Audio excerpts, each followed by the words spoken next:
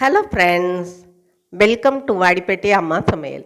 இன்றைக்கி நம்ம கிச்சனில் பார்க்க போகிற ஸ்பெஷல் ரெசிபி கேஸ் இல்லாமல் அடுப்பு இல்லாமல் 10 நிமிஷத்தில் ஒரு ஹெல்த்தியான டேஸ்டியான அவல் புட்டு தாங்க பார்க்க போகிறோம். ரொம்ப சட்டுன்னு ஈஸியாக ஹெல்த்தியாக செஞ்சிடலாம். வாங்க பார்க்கலாம்.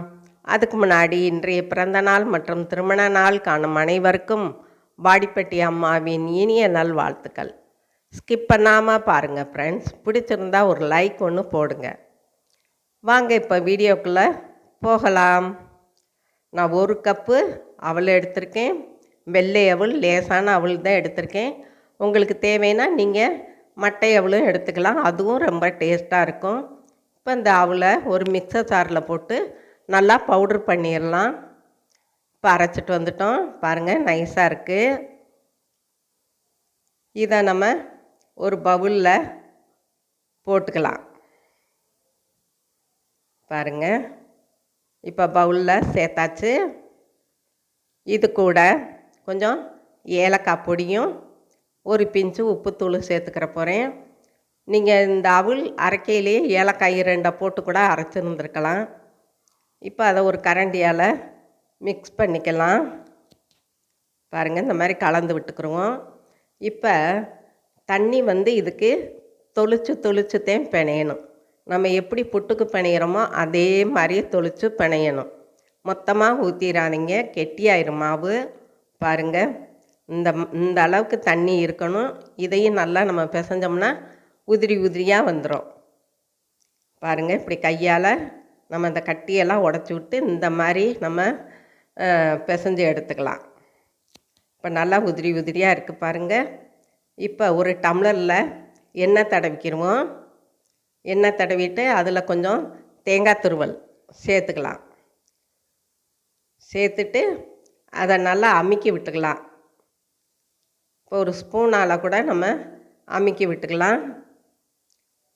இந்த மாதிரி நீங்கள் செஞ்சு கொடுத்தீங்கன்னா குழந்தைங்க விரும்பி சாப்பிடுவாங்க. நமக்கு வேலையும் ஈஸி, அதே டயத்தில் ஹெல்த்தியாகவும் இருப்போம்.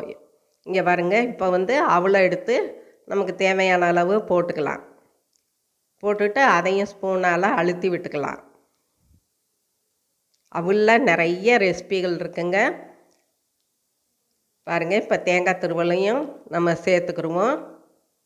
இந்த தேங்காய் துருவல் நான் 4 நாளைக்கு முன்னாடி திருவி ஃப்ரீசரில் வச்சுருந்தேன். அதனால உதிரியாக இருக்குது. நீங்கள் ஃப்ரெஷ்ஷாக இதுக்கு திருவி போட்டால் ரொம்ப நல்லாயிருக்கும். அப்படியே செட்டாக இருக்கும். நம்ம டம்ளர்லேருந்து கவுக்கவும் அப்படியே வந்துடும். இது கொஞ்சம் உதிரியாக இருக்கிறதுனால கொஞ்சம் உடையும். பாருங்கள், இப்போ தேங்காய் துருவல் இந்த அவலையும் நம்ம சேர்த்துக்கலாம். சேர்த்துட்டு நல்லா அழுத்தி விட்டுக்கலாம்.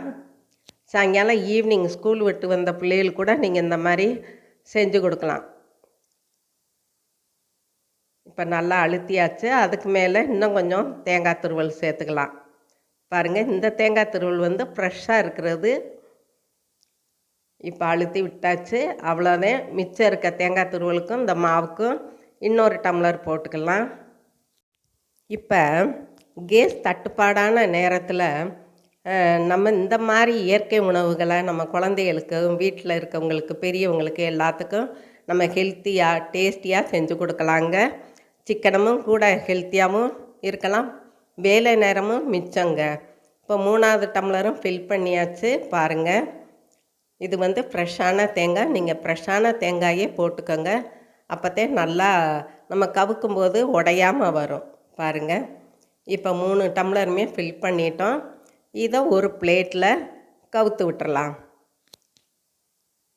இப்போ பாருங்கள், இது 4 நாளைக்கு முன்னாடி திருவின தேங்காய்ங்கட்டி உடஞ்சிருச்சு. இப்போ எடுக்கிறது ஃப்ரெஷ்ஷான தேங்காய் துருவல். அதனால் நீங்கள் ஃப்ரெஷ்ஷாகவே செஞ்சுக்கோங்க. பாருங்கள், சூப்பராக வந்துருச்சு. நம்மளோட அவல் புட்டு சும்மா ஜம்முன்னு ரெடி ஆயிடுச்சு.